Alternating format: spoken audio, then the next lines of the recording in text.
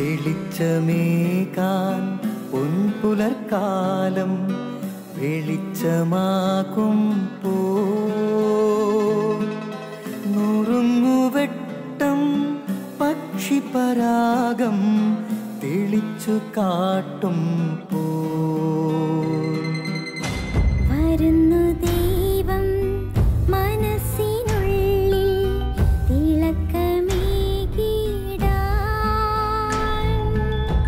തരുന്നു ധ്യാന പ്രകാശമാർക്കും വിളക്ക് വയ്ക്കുമ്പോൾ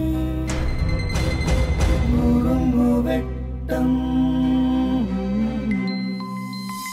ഇറങ്ങിടട്ടെ ഹൃദന്തമെല്ലാം യുഗപ്രകാശത്താൽ മറഞ്ഞിടട്ടെ മനാന്ധകാരം യുഗപ്രസാദത്താൽ നുറുങ്ങുവെട്ടം.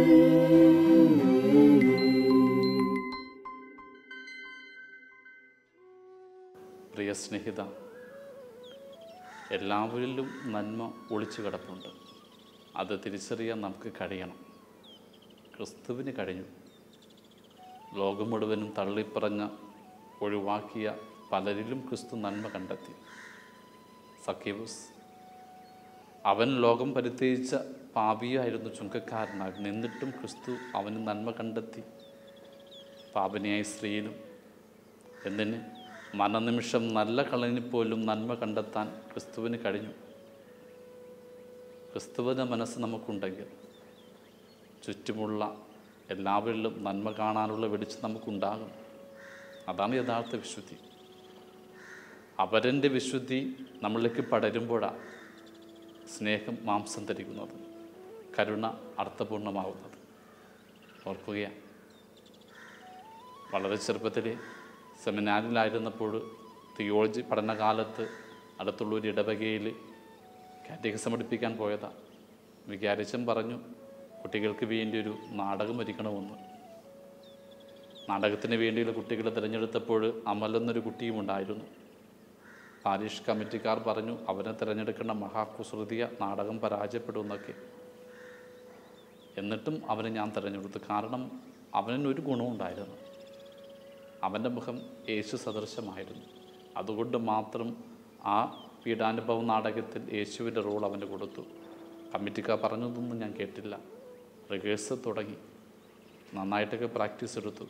അവസാനം മത്സരം വന്നു. എന്നാൽ പ്രോത്സാഹന സമ്മാനം പോലും നാടകത്തിന് കിട്ടിയില്ല.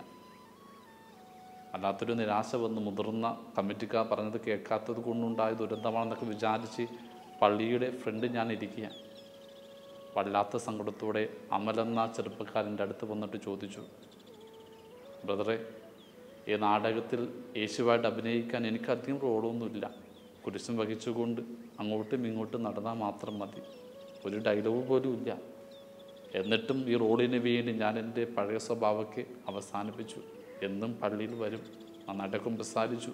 എൻ്റെ കൂട്ടുകാർ പോലും എന്നെ പരിഹസിച്ചിട്ടും ഞാൻ നല്ലവനായി. എന്നിട്ടും എന്തുകൊണ്ടാണ് എന്നെ നാടകം പരാജയപ്പെട്ടത്? അത് കേട്ട് എൻ്റെ കണ്ണൊന്നും നിറഞ്ഞു.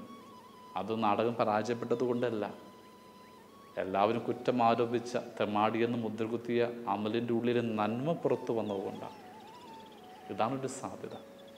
നമ്മൾ പ്രോത്സാഹിപ്പിച്ച, കുറേക്കൂടി ക്ഷമയോടെ കരുണയോടെ നമ്മുടെ പ്രിയപ്പെട്ടവരൊന്ന് അനുനയിപ്പിച്ചാൽ അവരുടെ ഉള്ളിലെ നന്മ പുറത്തു വരും.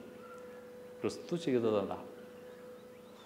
ലോകം പരിത്യജിച്ച് നിന്ദിച്ച് ഒരുപാട് പേര് സ്നേഹം കൊടുത്ത് വീണ്ടെടുത്തവൻ്റെ പേരാണ് ക്രിസ്തു. അവൻ്റെ ഹൃദയം ഈ പ്രഭാതത്തിൽ നമ്മുടെ ഹൃദയത്തിൻ്റെ ഭാഗമാകട്ടെ. അവൻ്റെ സ്നേഹം നമ്മുടെ വികാരങ്ങളെ നിയന്ത്രിക്കട്ടെ. അങ്ങനെ കുറേ കൂടി എല്ലാവരിലും നന്മ കണ്ട് അവരെ അനുതാപ വഴിയിലേക്ക് തിരികെ കൊണ്ടുവരാനുള്ള കൃപ പ്രഭാതം നിങ്ങൾക്ക് നൽകട്ടെ. ദൈവം നിങ്ങളെ അനുഗ്രഹിക്കട്ടെ.